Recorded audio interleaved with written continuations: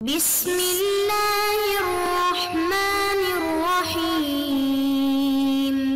الرحمن الرحیم الحمد للہ وکفا وسلام علی عبادہ الذین اصطفیٰ اما بعد۔ عزیز طلبہ، نور الایضاح کتاب کی آج ایک نشست نمبر 49 ہے، اور آج کی نشست میں ہم باب الوتر ہی کو مکمل کریں گے جو ہم نے پہلے شروع کیا تھا۔ وطر کا طریقہ اور یہ ساری تفصیل ہم نے پڑھی تھی، دعائے قنوت وغیرہ کی تفصیلات بھی پڑھی تھی۔ یہاں سے ایک بات یہ بتانا چاہ رہے ہیں کہ الدعاء بعد دعائے قنوت، کہ دعائے قنوت کے بعد جو دعا ہے جو ہے یہ اگر کوئی امام پڑھتا ہے، یعنی دعائے قنوت پڑھنے کے بعد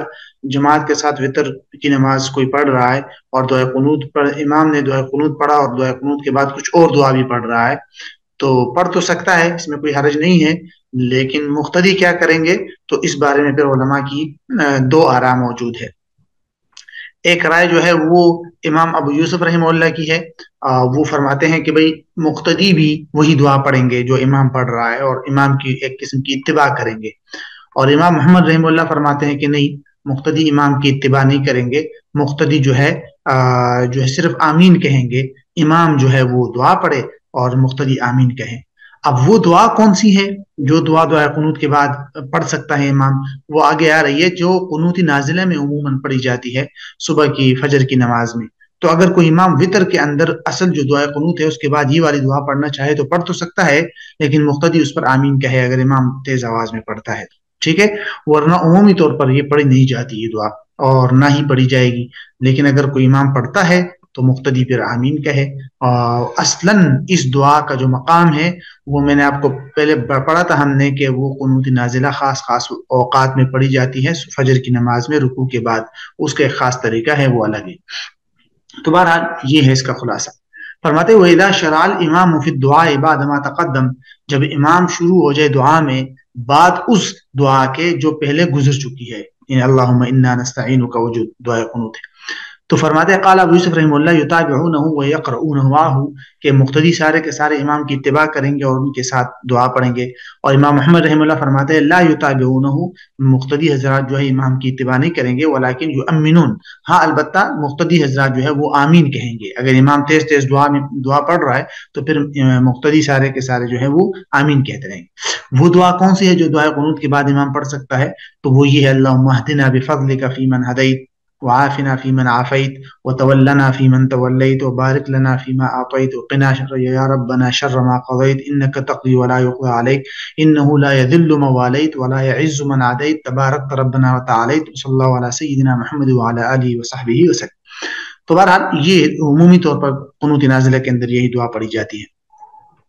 یہاں سے ایک چھوٹی سی بات ہے، فرماتے ہیں کہ اگر کسی کو دعائے قنوت یاد نہیں ہے، اچھی طرح نہیں پڑھ سکتا، صحیح نہیں پڑھتا، اس کو یاد نہیں آ رہا، تو وہ کیا کرے؟ تو علماء نے لکھا ہے کہ ذکر کرے وہ، ٹھیک ہے؟ وہ دعائے قنوت کے لیے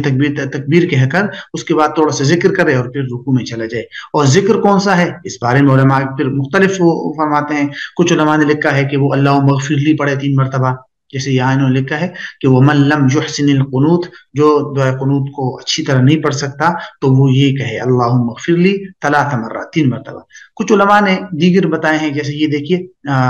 او یا وہ یہ کہے ربنا آتنا فی الدنیا حسنہ وفی الآخرۃ حسنہ وقنا عذاب النار، یہ پڑھے، یا جو ہے صرف ذکر کرے، یعنی یا رب یا رب یا رب اس طرح کہیں، ٹھیک ہے؟ سبحان اللہ الحمدللہ اللہ اکبر یہ کہیں، تو کچھ بھی ذکر کرے تو ایسی صورت میں نماز ہو جائے گی، کیونکہ نفس جو دعائے قنوت کی جو دعا ہے وہ تو سنت ہے، اور جو واجب ہے وہ تو دعائے قنوت کے لیے تکبیر ہے کہ تکبیر کہے اور قنوت ہو جائے گی، اس کے بعد دعا جو ہے وہ سنت ہے۔ تو اس خاص اس دعا کو اگر کوئی نہ پڑھے تو اس پر کسی قسم کا کوئی سجدہ سہو وغیرہ واجب نہیں ہوگا۔ من احکام القنوت، یہاں سے دعائے قنوت کے مختلف احکامات ہیں، تو متفرق طور پہ ان کو ذکر کیا ہے۔ نمبر 1 کہتے ہیں وَإِذَا اقْتَدَىٰ بِمَنْ يَقْنُتُ فِي الْفَجْرِ قَامَ مَعَهُ فِي قُنُوتِهِ سَاكِتًا فِي الْأَظْهَرِ وَيُرْسِلُ يَدَيْهِ فِي جَنبَيْهِ۔ یہ عمومی طور پر جیسے ہم نے پہلے پڑھا تھا کہ فقہائے حنفیہ کے ہاں فجر کی نماز میں دعائے قنوت نہیں پڑھی جائے گی، اور جو پڑھی جاتی ہے وہ قنوت نازلہ ہے، وہ خاص اوقات میں پڑھی جاتی ہے۔ اور فقہائے شافعیہ کے ہاں فجر کی نماز میں دعائے قنوت پڑھی جاتی ہے۔ تو اگر ایک حنفی جو ہے وہ امام شافعی رحمہ اللہ کے کسی مقلد اور کسی شافعی مسلک شخص کے پیچھے فجر کی نماز پڑھ رہا ہے، اور وہ شخص جو امام ہے وہ فجر کی نماز میں دعائے قنوت پڑھ رہا ہے، تو مقتدی کیا کرے؟ تو علماء نے لکھا ہے کہ مقتدی جو ہے خاموش کھڑا رہے، اپنے دونوں ہاتھوں کو دونوں کناروں پہ یعنی مطلب سائڈوں پہ چھوڑ دے کھلا، اور خاموش کھڑا رہے، دعائے قنوت نہ پڑھے۔ کچھ علماء نے یہ بھی لکھا ہے کہ ذکر کرے، لیکن اکثر علماء نے یہ لکھا ہے کہ وہ خاموش کھڑا رہے، امام قنوت پڑھ کے رکوع میں جائے تو پھر اس کے ساتھ رکوع میں چلے جائے۔ تو یہاں سے یہ بات بتا رہے، کہتے وہ اذا اقتدا، جب کسی نے اقتدا کر لی بمن، ایسے شخص کی، یقنط فی الفجر، جو فجر کی نماز میں قنوت پڑھتا ہے، تو قام معه فی قنوته ساکتا، تو اس کے ساتھ جو ہے دعائے قنوت کے اندر خاموش کھڑا رہے، فی الازہر یعنی ظاہر روایت اور اصل قول یہی ہے، وَيُرْسِلُ يَدَيْهِ فِي جَنْبَيْهِ، اور اپنے پہلوؤں میں اپنے دونوں ہاتھوں کو کھلا چھوڑ دے۔ یرسل ارسال سے ہے، اپنے ہاتھوں کو نیچے کھلا چھوڑ دینا، اور جنبیہ دونوں پہلو، دونوں طرف۔ نمبر 2، وَإِذَا نَسِيَ الْقُنُوتَ فِي الْوِتْرِ وَتَذَكَّرَهُ فِي الرُّكُوعِ أَوِ الرَّفْعِ مِنْهُ لَا يَقْنُطُ وَيَسْجُدُ لِلسَّهْوِ۔ اگر کسی سے عام اصول کے مطابق ہے مسئلہ کہ اگر کسی سے دعائے قنوت جو ہے بھول جائے ایک شخص اور رکوع میں چلا جائے، اب اس کو بعد میں یاد آیا، خواہ رکوع کے اندر یاد آیا یا رکوع سے اٹھ جانے کے بعد سمع اللہ لمن حمدہ پڑھنے کے بعد یاد آیا، کسی بھی وقت یاد آیا، لیکن دعائے قنوت کا جو اصل مقام ہے وہ وہاں سے یہ نکل گیا تھا، تو اس کے بعد وہ پھر دعائے قنوت نہ پڑھے بلکہ آخر میں صرف سجدہ سہو کرے۔ یہی وجہ ہے علماء نے کہا رکوع میں آپ چلے گئے تو رکوع سے اٹھ کر دعائے قنوت کے لیے دوبارہ نہ اٹھیں، کہ رکوع کر کے آپ دعائے قنوت کے دوبارہ اٹھ رہے ہیں اور دعائے قنوت پڑھ رہے نہ کرے، بلکہ بس اپنی نماز مکمل کرے، آخر میں سجدہ سہو کر لیں۔ ہاں البتہ اگر کوئی شخص ہے وہ رکوع میں چلا گیا اور اس کو یاد آیا کہ میں نے دعائے قنوت نہیں پڑھی اور رکوع سے اٹھ کر دعائے قنوت پڑھتا ہے تو بھی کوئی حرج نہیں ہے، لیکن یہ ہے کہ دعائے قنوت اس کا جو ہے وہ مکمل نہیں ہوا، دعائے قنوت کا اصل مقام اور اصل محل وہ رکوع سے پہلے تھا، اور اس کو رکوع کے اندر یاد آیا اور پھر جب یہ اٹھا تو گویا کہ اس نے رکوع کے بعد دعائے قنوت پڑھی، تو اس لیے اس کا دعائے قنوت مکمل نہیں ہوا۔ اب یہ شخص جو ہے آخر میں سجدہ سہو بار صورت کرے گا، ٹھیک ہے۔ اٹھنا تو نہیں چاہیے رکوع سے دعائے قنوت کے لیے دوبارہ، لیکن اگر کوئی اٹھ گیا تو دعائے قنوت وہی والا دعائے قنوت کام نہیں کرے گا، آخر میں سجدہ سہو دوبارہ کرنا پڑے گا، وہ بات اگلے اس میں آ رہی ہے۔ تو کہتے ہیں وَإِذَا نَسِيَ الْقُنُوتَ فِي الْوَتْرِ، جب کوئی شخص دعائے قنوت بھول جائے وتر میں، اور تذکرہ فی الرکوع او الرفع منہ، اور رکوع کے اندر اس کو دعائے قنوت یاد آ جائے کہ بھئی میں نے نہیں پڑھی، یا اس سے اٹھ جانے کے بعد، تو لا یقنط، اس کے بعد دعائے قنوت نہ پڑھے، ویسجد للسہو، اور آخر میں سجدہ سہو کرے۔ لیکن اگر کوئی شخص اٹھ جائے رکوع سے دعائے قنوت کے لیے، تو پھر تو کہتے ہیں وَلَوْ قَنَتَ بَعْدَ رَفْعِ رَأْسِهِ مِنَ الرُّكُوعِ، رکوع سے سر اٹھائے جانے کے بعد اس نے دعائے قنوت پڑھی، تو لا يعيد الرکوع، رکوع تو دوبارہ نہ کرے، رکوع تو ہو چکا، وَيَسْجُدُ لِلسَّهْوِ، لیکن سجدہ سہو آخر میں پھر بھی کرے گا۔ کیوں؟ دعائے قنوت تو اس نے پڑھ لی، وجہ اس کی یہاں سے بتا رہے، لِزَوَالِ الْقُنُوتِ عَنْ مَحَلِّهَا الْأَصْلِ، کیونکہ دعائے قنوت اپنے اصل محل سے زائل ہو گیا، دعائے قنوت کا اصل محل تھا رکوع سے پہلے، اور آپ نے رکوع کے بعد دعائے قنوت پڑھی، تو اس لیے اصل محل کے فوت ہو جانے کی وجہ سے اب آپ نے سجدہ سہو بار صورت کرنی۔ نمبر 4، وَلَوْ رَكَعَ الْإِمَامُ قبل فراغ المقتدی من قراءة القنوت او قبل شروعه فيه وخاف فوت الركوع تابع امامه۔ پہلے مسئلہ سمجھے، مسئلہ یہ ہے کہ کوئی شخص ہے امام کے پیچھے وتر کی نماز پڑھ رہا ہے، اور امام نے دعائے قنوت کے لیے ہاتھ اٹھائے، دعائے قنوت پڑھ کے مکمل کر لیا، اور امام جو ہے دعائے قنوت کے بعد رکوع میں چلا گیا۔ پیچھے جو مقتدی ہے اس نے ابھی دعائے قنوت سرے سے شروع ہی نہیں کی اور امام چلا گیا رکوع میں، یا دعائے قنوت تو مقتدی نے شروع کی تھی لیکن ابھی مکمل ہی نہیں کی اور امام رکوع میں چلا گیا۔ اس طرح کی صورتحال میں مقتدی کیا کرے گا؟ اپنی دعائے قنوت پڑھے گا، یا امام کی اتباع کر کے فوراً رکوع میں جائے گا۔ تو علماء نے لکھا ہے کہ مقتدی کچھ دیر تک تو پڑھ سکتا ہے دعائے قنوت وغیرہ، لیکن اگر مقتدی کو یہ شک ہو جائے کہ اگر میں اپنی دعائے قنوت میں لگا رہا تو امام رکوع سے اٹھ جائے گا، تو پھر فوراً رکوع میں چلے جائے، ایسا نہ ہو کہ اس سے رکوع چھوٹ جائے۔ اگر تو امام اس سے پہلے یعنی مقتدی کے رکوع میں شامل ہونے سے پہلے امام اٹھ گیا تو اس کی نماز ہی خراب ہو جائے گی۔ تو اس لیے ضروری ہے کہ اگر اس کو خوف ہو کہ میں اگر دعائے قنوت میں لگا رہا تو امام رکوع سے اٹھ جائے گا، تو پھر اس طرح کے صورت میں اس پر لازم ہے کہ اپنی دعائے قنوت چھوڑے اور امام کے ساتھ شریک ہو جائے۔ تو یہاں سے نمبر 4 میں یہی بات بتائی گئی۔ کہتے ہیں وَلَوْ رَكَعَ الْإِمَامُ قَبْلَ فِرَاغِ الْمُقْتَدِي، اگر امام نے رکوع کر لیا مقتدی کے فارغ ہونے سے پہلے من قراءۃ القنوت، یعنی دعائے قنوت پڑھنے سے دعائے قنوت کی پڑھنے سے فارغ نہیں ہوا ابھی مقتدی، او قبل شروع فی، یا مقتدی کے دعائے قنوت شروع کرنے سے پہلے وخاف فوت الرکوع، اور مقتدی کو خوف اور رکوع کے فوت ہونے کا، تابع امام کی اتباع کرے، فوراً رکوع میں جائے۔ اچھا جی، نمبر 5، وَلَوْ تَرَكَ الْإِمَامُ الْقُنُوتَ يَأْتِي بِهِ الْمُؤْتَمُّ إِنْ أَمْكَنَهُ مُشَارَكَةَ الْإِمَامِ فِي الرُّكُوعِ وَإِلَّا تَابَعَهُ۔ اگر امام دعائے قنوت چھوڑ کر رکوع میں چلا جائے تو پھر امام نے وتر کی تیسری رکعت میں سورت فاتحہ سورت پڑھ کے سیدھا رکوع میں چلے گیا، تو مقتدی سیدھے رکوع میں جائیں گے یا اپنا وہ کریں گے، دعائے قنوت پڑھیں گے؟ تو علماء نے لکھا ہے کہ اگر مقتدی کو یہ امید ہے کہ میں جو ہے دعائے قنوت پڑھ کر پھر امام کے ساتھ رکوع میں شامل ہو سکتا ہوں، تو مقتدی جو ہے اپنی دعائے قنوت پڑھے اور پھر اس کے بعد امام کے ساتھ رکوع میں شامل ہو جائے۔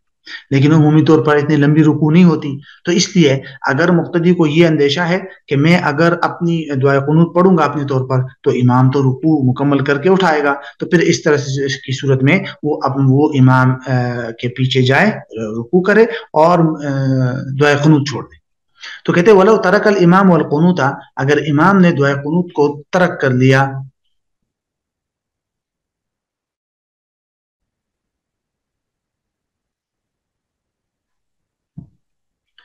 کہتے ہیں کہ اگر امام نے دعائے قنوت کو ترک کر لیا تو یأتی بہ المؤتم، تو مقتدی جو ہے وہ دعائے قنوت پڑھے گا، ان امکنہ، اگر اس کے لیے یہ ممکن ہو، مشارکۃ الامام فی الرکوع، امام کے ساتھ رکوع کے اندر شریک ہونا،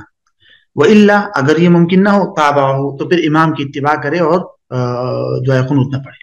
نمبر 6، ومن ادرک الامام فی رکوع الثالثہ من الوتر کان مدرکا للقنوت فلا یأتی بہ فیما سبق بہ۔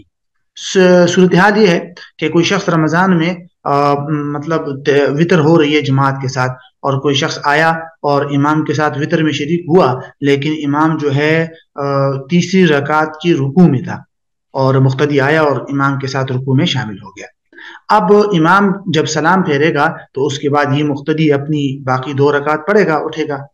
کیونکہ 2 رکعت تو اس سے وتر کی 2 رکعت اس سے قضا ہوئی ہے، تو وہ اٹھ کر 2 رکعت مکمل کرے گا۔ تو علماء نے لکھا ہے کہ اب اگر یہ 2 رکعت مکمل کرے گا تو ان 2 رکعت میں سے کسی رکعت میں بھی وہ دعائے قنوت نہیں پڑھے گا۔ وجہ یہ ہے کہ جب یہ امام کے ساتھ تیسری رکعت میں شریک ہوا رکوع میں، تو جب رکوع اس نے پا لیا تو تیسری رکعت اس نے پا لی، اور جب تیسری رکعت پا لی تو گویا کہ اس نے دعائے قنوت بھی پا لی جو امام نے پڑھی تھی۔ تو جب دعائے قنوت پا لی ہے اور دعائے قنوت ہو گئی ہے تو اب دوبارہ جو باقی 2 رکعت پڑھے گا تو ان میں دعائے قنوت نہیں پڑھے گا، بس باقی 2 رکعت مکمل کرے۔ فرماتے ومن ادرک الامام فی رکوع الثالث من الوتر، جس شخص نے امام کو پا لیا وتر کی تیسری رکعت کی رکوع میں، تو کان مدرکا للقنوت، تو وہ شخص پانے والا ہوگا قنوت کا، یعنی اس نے گویا کہ دعائے قنوت بھی پا لی۔ فلا یاتی بہ فیما سبق بہ، تو دعائے قنوت نہیں پڑھے گا فیما، ان رکعت میں، سبق بہ، جو اس سے پہلے گزر چکی ہے، یعنی جو اس سے قضا ہو چکی ہے۔ اتا یاتی کا جو لفظ ہے یہ والا یاتی، اس کا معنی ویسے آتا ہے آنا، لیکن جب اس کی صلہ با آ جائے تو عمومی طور پر اس کا معنی آتا ہے کوئی چیز ادا کرنا، کسی چیز پہ عمل کرنا۔ تو فلا یاتی بالقنوت کا مطلب ہوگا قنوت کے پاس نہ آئے، مطلب قنوت نہ پڑھے۔ نمبر 7، ویوتر بجماعت فی رمضان فقط، اور کہتا ہے کہ وتر پڑھی جائے گی جماعت کے ساتھ صرف رمضان میں، رمضان کے علاوہ وتر جو ہے وہ انفرادی طور پر پڑھی جائے گی، اور عام حالات میں، عام دنوں میں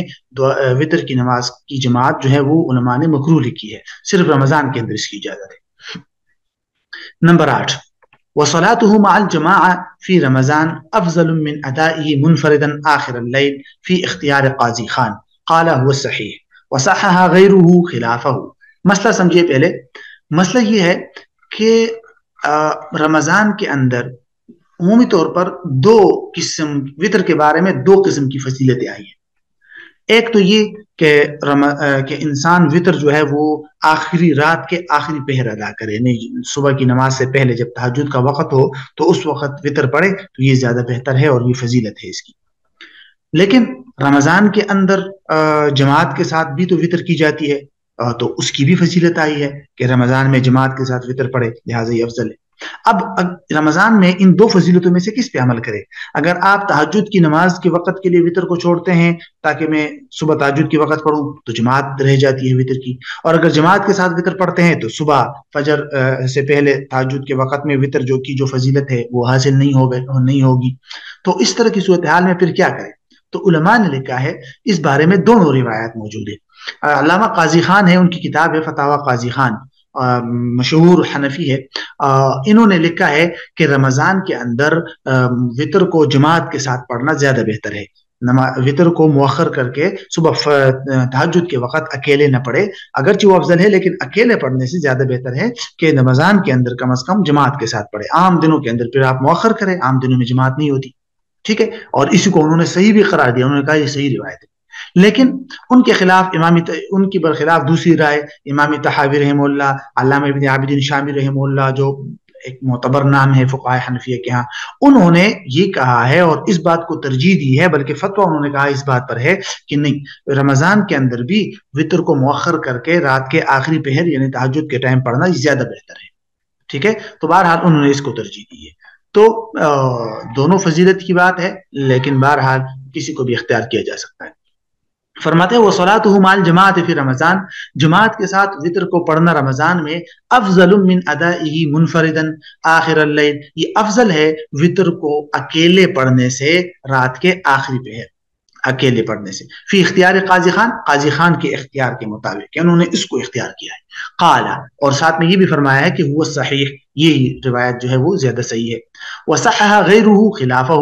اور قاضی خان کے علاوہ جو لوگ ہیں انہوں نے اس کے خلاف کو ترجیح دی ہے، جیسے نیچے لکھا ہوا ہے صاحب حاشیہ نے وہو المذہب، اور حنفیہ کے ہاں وہی زیادہ راجح ہے۔ امام طحاوی رحمہ اللہ نے بھی اس کا ذکر کیا، علامہ ابن عابدین رحمہ اللہ نے بھی ذکر کیا، اور ساتھ میں یہ بھی لکھا وقد وافق فریق کبیر من الحنفیہ ترجیح قاضی خان، لیکن دوسری طرف ایک حنفیہ کے ایک بہت بڑے علماء نے قاضی خان کی ترجیح کے ساتھ موافقت کی ہے۔ تو بہرحال دونوں آراء موجود ہے، لیکن علامہ ابن عابدین رحمہ اللہ نے جس رائے کو ترجیح دی ہے، اکثر علماء نے، متاخرین میں سے اکثر علماء نے اس کو بھی اختیار کیا۔ اب ہم یہاں سے نوافل شروع کر رہے ہیں۔ فصل فی النوافل، نوافل کے بارے میں پہلے ایک دو باتیں آپ نے ذہن میں رکھنی ہے، اور اس کے بعد انشاءاللہ پھر ہم یہ شروع کرتے ہیں۔ نوافل کا جو لفظ ہے یہ نفل سے ہے، اور نفل ہر اس نماز کو کہتے ہیں جو آپ پر لازم نہ ہو، آپ اگر پڑھے تو آپ کو ثواب ملے گا، نہ پڑھے تو کوئی گناہ نہیں ہے۔ لیکن یہ بات ذہن میں رکھنی چاہیے کہ فقہ کتابوں میں جب بھی نوافل کا باب یا نوافل کی فصل باندھی جاتی ہے تو اس کے تحت سنن کا بھی تذکرہ ہوتا ہے، سنت نمازوں کا، اور نفل نمازوں کا بھی۔ تو یہ بات ذہن میں رکھنی چاہیے، سنت موقدہ ہو یا سنت غیر موقدہ یا دیگر جو نوافل نمازیں ہیں، وہ سارے کی ساری کا، ان سب کا تذکرہ فصل فی النوافل یا باب النوافل کے تحت ہی کیا جاتا ہے۔ آپ اگر بڑی کتابیں اٹھائیں گے تو ان کے اندر جیسے البحر الرائق ہے یا دیگر جو بھی کتابیں ہیں، ان میں بھی تقریباً یہی اسی عنوان سے اس کے تحت جو ہے وہ سنن کا بھی تذکرہ کیا گیا ہے۔ تو بہرحال یہاں پر بھی ایسا ہی ہے، سنن موقدہ، سنن غیر موقدہ، مندوب، تو نوافل مندوبہ وغیرہ، ان سب کا یہاں تذکرہ موجود ہے۔ تو ہم ایک ترتیب کے ساتھ ان کو ذرا دیکھتے ہیں۔ سنن موقدہ، سنن موقدہ کی تعریف پہلے بھی ہم پڑھ چکے تھے کہ ان سے مراد وہ نمازیں ہیں یا وہ سنن ہے جس کو آپ صلی اللہ علیہ وسلم نے بطور عبادت کے ادا کیا ہو، اور زندگی میں ایک دو بار یا شاذ و نادر آپ صلی اللہ علیہ وسلم نے چھوڑا ہو، ورنہ تو ہمیشگی اس پر اختیار کی ہو، ٹھیک ہے، ہمیشہ آپ صلی اللہ علیہ وسلم اس کو پڑھتے آیا ہوں، اکا دکا کبھی نہ کبھی شاذ و نادر چھوڑا ہو، ورنہ عمومی طور پر آپ صلی اللہ علیہ وسلم اس کو پڑھتے آ رہے ہیں، اس کو کہتے ہیں سنن موقدہ، اور اس کے پڑھنے کی ترغیبیں آئی ہیں، اور جو شخص جان بوجھ کے اس کو چھوڑتا ہے یا بلا عذر اس کے چھوڑنے پر اصرار کرتا ہے اور مسلسل چھوڑتا ہے تو وہ عتاب اور عقاب کا مستحق ہوگا آخرت کے اندر، ٹھیک ہے۔ تو یہ ہے سنن موقدہ۔ اب سنن موقدہ کون کون سی نمازیں ہیں؟ تو فرماتے ہیں یہ جیسے کہ ہم عمومی طور پر پڑھتے ہیں، فجر کی فرض نمازوں سے پہلے 2 رکعت، ظہر کی فرض نماز سے پہلے، فرض نماز کے بعد 2 رکعت، اور مغرب کے بعد 2 رکعت، عشاء کے بعد 2 رکعت، یہ ساری جو ہے وہ سنن موقدہ ہے۔ اسی طرح 4 رکعت ظہر کی نماز سے پہلے، جمعہ سے پہلے بھی 4 رکعت، تو یہ ساری کی ساری جو ہے یہ سنن موقدہ ہے۔ تو فرماتے ہیں سنت موقدہ، سنت موقدہ جو ہے جو مسنون ہے وہ یہ ہے رکعتان قبل الفجر، فجر سے پہلے 2 رکعت، ورکعتان بعد الظہر، اور ظہر کے بعد 2 رکعت، اسی طرح وبعد المغرب، مغرب کے بعد 2 رکعت، وبعد العشاء، اور اسی طرح عشاء کے بعد بھی 2 رکعت، اسی طرح واربع قبل الظہر، اس طرح کہتے ہیں کہ ظہر سے پہلے 4 رکعت، وقبل الجمعہ، اور اسی طرح جمعہ سے پہلے بھی 4 رکعت۔ تو چونکہ ظہر اور جمعہ تقریباً ان کی سنتیں سیم ہے، یعنی لیکن وہ پہلے والی سنت ہے کہ جس طرح ظہر سے پہلے 4 رکعت سنت ہے، تو اسی طرح جو ہے وہ جمعے سے پہلے بھی 4 رکعت سنت ہے۔ وبعدها، اور اسی طرح جمعے کے بعد بھی، تو جمعے کے بعد بھی بتسلیمتن، ایک سلام کے ساتھ۔ اب جمعے کے بعد بھی جو بات کی ہے انہوں نے، اس سے تو یہ معلوم ہو رہا ہے کہ جمعے کے بعد 4 رکعت جو ہے وہ سنت موقدہ ہے۔ اس بارے میں علماء نے یہی لکھا ہے کہ بعض ایک رائے یہ ہے کہ بھئی جمعے کے بعد 4 رکعت سنت ہے، اور دوسری رائے یہ ہے کہ جمعے کے بعد جو ہے وہ 6 رکعت سنت ہے، اور اسی کو اکثر علماء نے ترجیح دی ہے فقہائے حنفیہ کے ہاں کہ بھئی جمعے کی نماز کے بعد جو ہے وہ 6 رکعت سنت ہے۔ اس کی باقی تفصیلات اور دلائل انشاءاللہ پھر دونوں آراء کی آپ بڑی کتابوں میں پڑھ لیں گے۔ تو بہرحال یہ ہے، اور اس کے بعد یہاں سے انشاءاللہ پھر ہم اگلی نشست میں پڑھیں گے۔